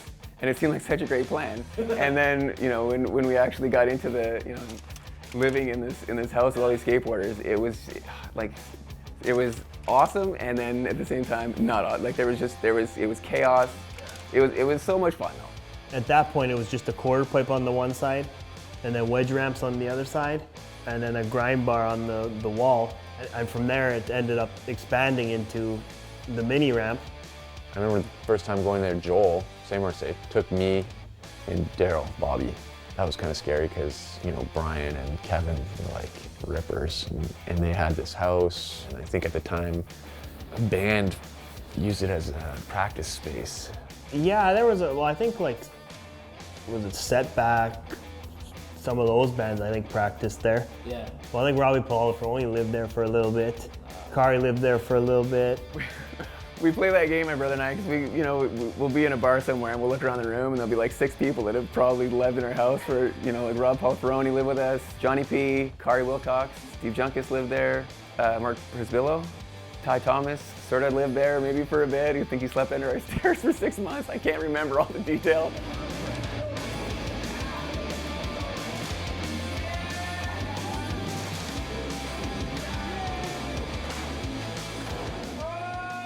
You know, you get home from work, you'd be beat tired. You know, I get up every day, go to work. You know, I was in university, you know, I get home at like 10 o'clock, and then there would be, you know, a gang of guys in the garage skating, and then it was people you hadn't seen in years, and then you could not skate with these guys, and you'd skate all night until you couldn't skate any longer, and then you get up and you do it all again the next day. But there's points where, depending on who came over, you'd have a session on the ramp, and then around 11:30, 12, you'd all make the move down to the townhouse. And that was a good house where everyone would bring a case of beer, and that's where you were. But no, that was a good place, and that was another place where, like, you know, anybody was welcome. They had the ramp in the garage, which I think had one rule, which was don't drink on the ramp.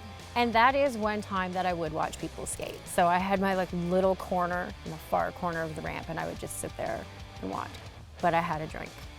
Like, there was one rule, and I would break it. Yeah.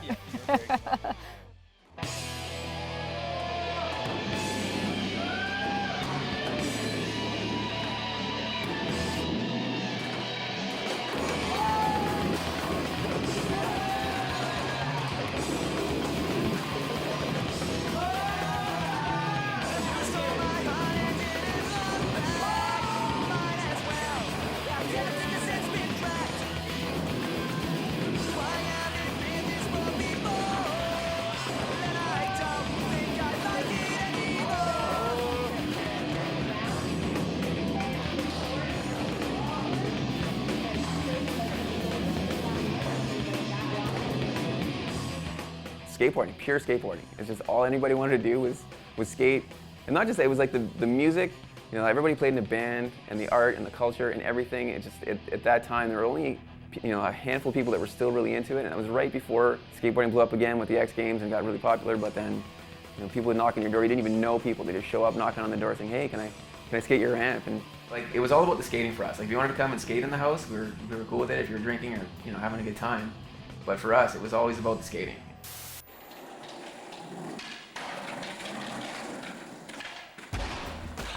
Cambrian College, that was the madness. That place was awesome. The security guards were like, they were so fast and they were so mean. They were just complete jerks right off the get-go.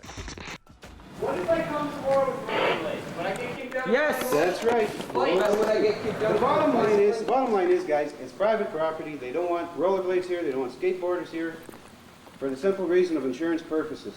Hey, bud, you trying to hurt me? No, you can't be doing this. Well, just don't do that. What's your name? Just tell me, like. I just told you. Yeah, but don't like step in front of someone like that. What's your name? Sketchy. Cambrian was all right, but the damn security would get you every time. So sometimes you'd last an hour, sometimes you'd last like 2 minutes, and you just try to squeeze out as much as you can, especially if you're filming. It's like, hey, we gotta go to Cambrian, we have to get this trick off this ledge. Boom, let's go do it right quick, right quick. I mean, at the time, I didn't skate it like this, but there's a 3-stair bank. That little bank, you know what I'm talking about. You could do tricks into it. You could grind the stairs into the wall ride. That was a lot of fun. Now there's security there. We did a lot of skating there too, in their front little foyer. That was a good spot. But that was a big one. And even the 3 stairs, when I first started, you're trying to trick down 3 stairs with no room. They had a drop, a brick drop. That was a lot of fun.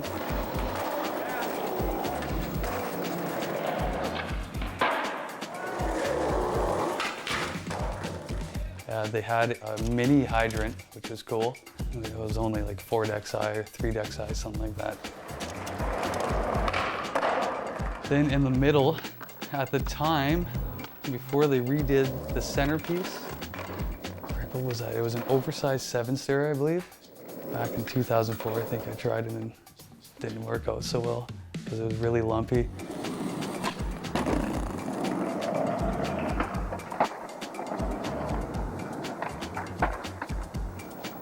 Behind the building, there's so much. This is behind the school. There's another oversized 7-stair. By oversized, this one was low and long. They had a drop. You could skate it as a mani pad, drop onto another ledge, and then drop off to the interlock. You could do that, or you could just use it as a big drop, which was maybe 7 feet high. Yeah, we would get chased out of there all the time too. We would get chased out of St. Charles or Cambrian College so much that so we wouldn't get caught skateboarding there. We would be skateboarding inside the place.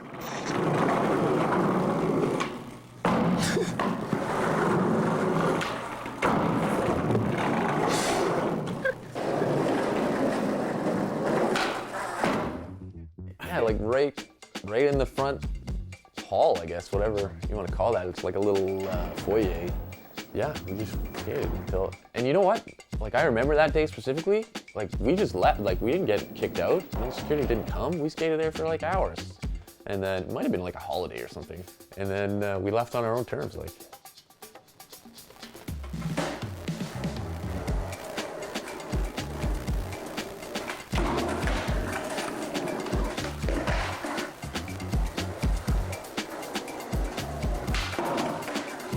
The basement, did you ever skate in the basement there? That 5-set followed by the 4th set? You know, as a skateboarder, you explore and you're looking for spots and you want to find the new spot. And lo and behold, there's this perfect 5-set followed by a 4th set. We would just skate down there in the winter.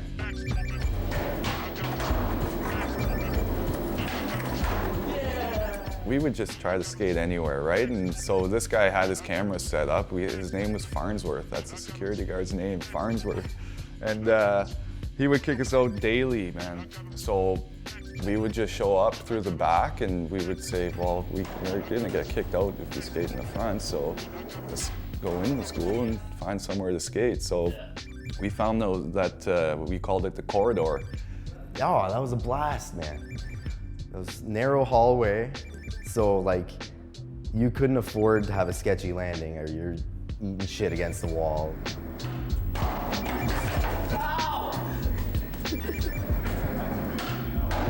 You go all the way down to the basement. There's a door and then a pane of glass beside it. It was like, well, concrete. It was a concrete wall, concrete blocks or cinder block wall. And it looked like someone had beat it in because the door was locked. It looked like someone had beat it in, and we were able to stick our hand through, unlock the door, and go on in.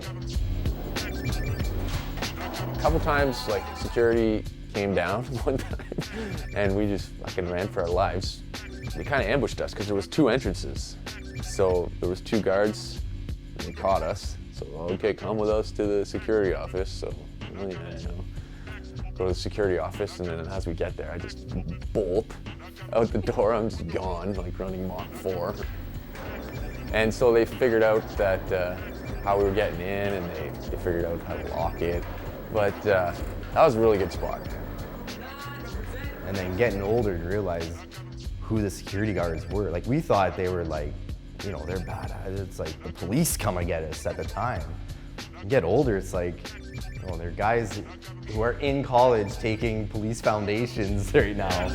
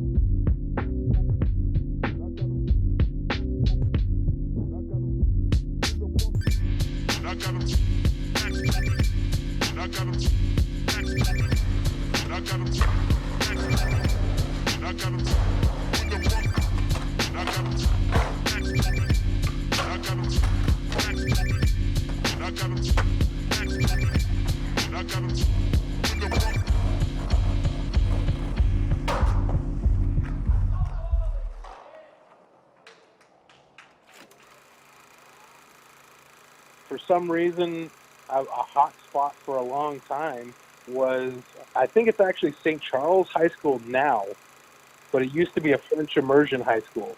For the longest time, that was the cool spot to go skate.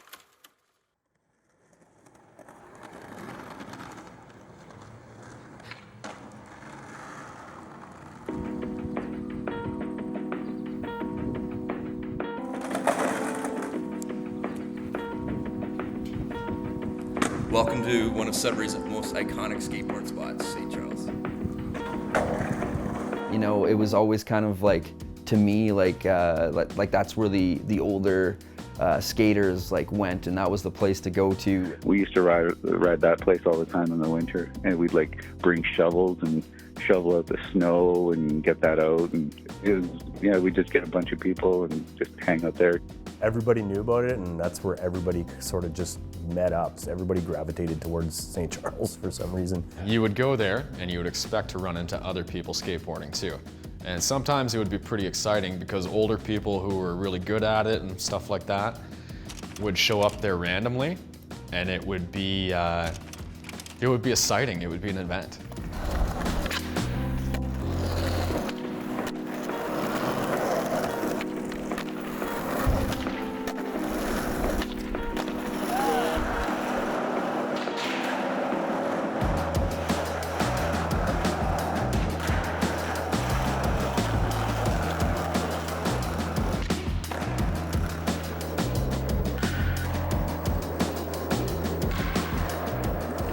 That was the spot. You didn't have to really, like on a Saturday, you could just go. You didn't even have to call anybody. You just know everyone was going to be there.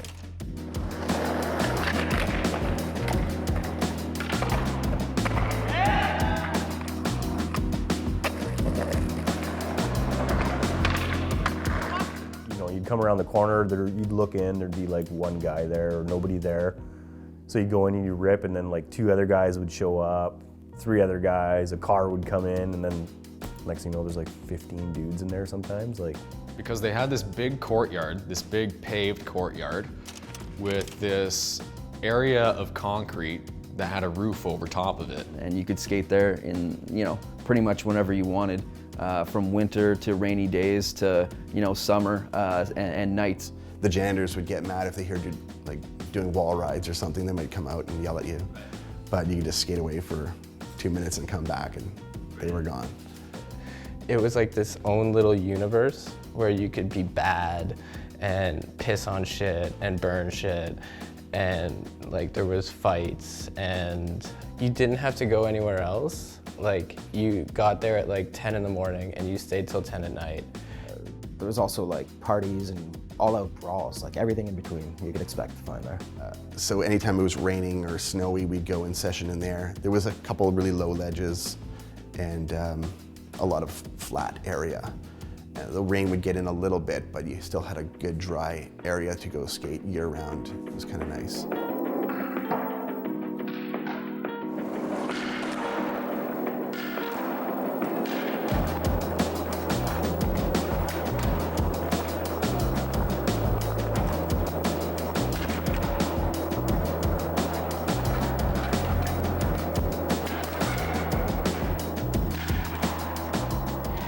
Well, there's, you know, a couple manual pads. Some of them are pretty small. I would say probably 2 feet, if that.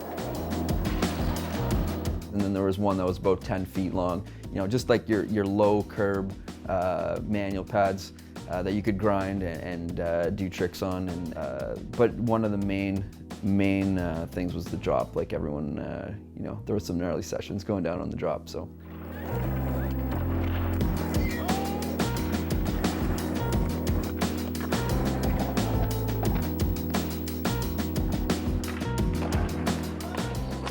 Trick that really stood out, which was so crazy to me back then, was Taylor Maki did a switch 360 flip off, like just the drop at St. Charles, which was big back then. I remember working hard with Mark on a 360 ollie off that little section. Yeah, let me see the board.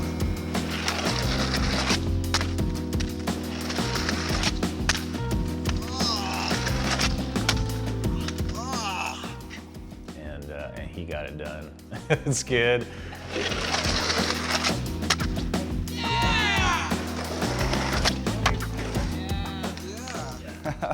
Even the stairs, after the ledge was too small, you move, you have the 5 set.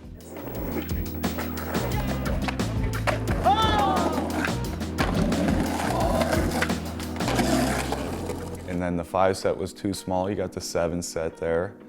And all these sets you'd have to pop before the crack. They all had cracks, but yet we loved going there.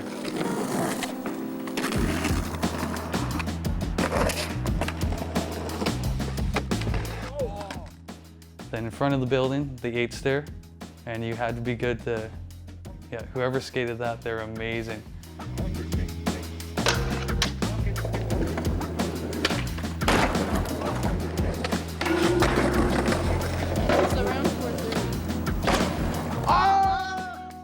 And I'll never forget Greg Triff and John Knight skating that. Yeah, when I went over there, and that's another awe moment. I didn't skate it, but I watched across from the set at the other 8. I'd just sit there and just watch them. And both John and Greg at the time were crooked grinding the handrail. It was incredible. They both did it.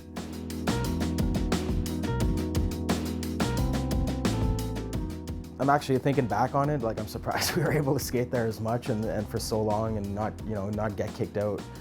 They tried everything to keep us out of there, putting up gates, but we find ways underneath them or over top of them. We would still go and we'd go climb through those gates and no one would really say anything. Yeah. And yeah, that didn't do shit. I think the big shock was when I just drove by and it was gone. Like it was closed. It was closed in. It's like not even in existence anymore. Like I can still smell the piss from the corner when I drive by. Like you know what I mean? I don't know if I can say that or not, but like that place was like, you're at St. Charles, like the piss corner, right? So. No, I've been in there. They've changed. It's like a cafeteria now. I don't know if you've been. So they closed it all off, right? Yeah. It's funny because for work I deliver there, and And just walking through, I'm like, oh man, they have no idea what happened in here, you know? Like all these kids eating their lunches, they don't have a clue to the madness that went down there. Yeah. And it was such a cool place.